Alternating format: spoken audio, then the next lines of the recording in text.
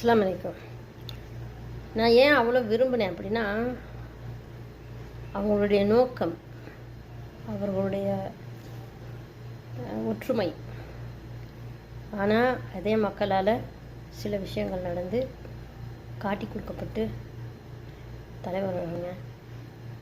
அவர் தான் சிறந்த தலைவர், தன் இனத்துக்காக தன் உயிரையே கொடுத்தவர். ஆனால் அவர் இறந்தாலும் அவருடைய வீரம், அவருடைய பேர், எங்கள் அப்பா கூட எங்கள் தம்பிக்கு அவருடைய பேர் தான் வச்சுருக்கிறாரு. எங்கள் தம்பி அதனாலே பல தடவை போலீஸுக்கு போயிட்டு வந்துட்டான், அவனுக்கு பேர் சரியில்லைன்னு.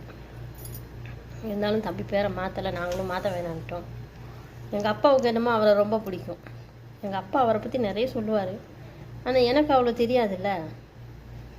அதனால தான் நான் கோவப்பட்டேன். ஆனாலும் என்னையோட 24ஆம் தேதியை நான் 26ஆக மாற்றிக்கிட்டு 26ஆம் தேதி தான் என்னோடய பிறந்த நாள்லாம் நான் எல்லாத்துலேயும் சொல்லுவேன். என்னோடய ஃபேஸ்புக்கில் கூட 26ன்னு தான் போட்டு வச்சுருக்குது பிறந்த நாள். அந்தளவுக்கு எனக்கு பிடிக்கும் அவங்கள. அதுக்கப்புறம் அந்த சகோதரி நிறைய விஷயங்கள் நான் கேட்டேன். அந்த சங்கதி சொன்னாங்க, நிறைய விஷயங்கள் சொன்னாங்க. இப்படியெல்லாம் நாங்கள் கஷ்டப்பட்டோம், சாப்பிட்றதுக்கு இல்லாமல். பெண்களாக அவங்க வந்து பீரியட்ஸ் டைம்லலாம் எவ்வளோ கஷ்டப்படுவாங்க, அவங்க எதுக்காக இதுக்கு போனாங்க, எதுக்காக வந்து போராட்டத்துக்கு போனாங்க அப்படின்னு நிறைய சொன்னாலும் நான் அதை இந்த யூடியூப்பில் பார்க்குற மாதிரி வராதில்ல.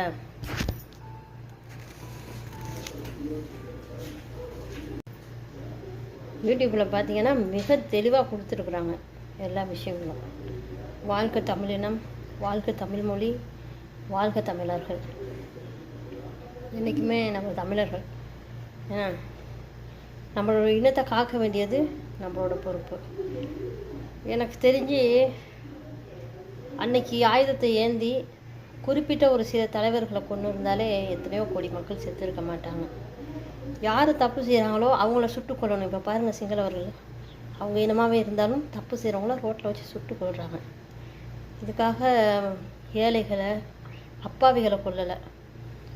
ஸோ அதே மாதிரிக்கு அன்னைக்கு யார் தப்பு செஞ்சாங்களோ அவங்கள மட்டும் கொண்டு இருந்தால் நிறைய உயிர்கள் பறி போயிருக்காது அப்படிங்கிறது என்னோட கருத்து.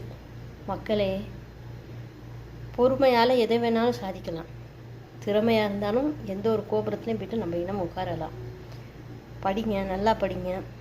படித்து நிறைய தொழில்களுக்கு போயிட்டு எல்லா இடத்துலையும் நம்ம தமிழர்கள் இருக்காங்கங்கிற இடத்த காட்டுங்க. அப்போ இலங்கையில் நம்ம எந்த இடத்துல வேணாலும் போயிட்டு உட்காரலாம், பார்லிமெண்ட்லேயும் உட்காரலாம். தயவு செய்து ஆயுதம் ஏந்தி விடாதீர்கள். என்னுடைய கோரிக்கை, மிக தாழ்மையான வேண்டுகோள், ஆயுதம் மட்டும் ஏந்தாதீங்க. அஸ்ஸலாமு அலைக்கும்.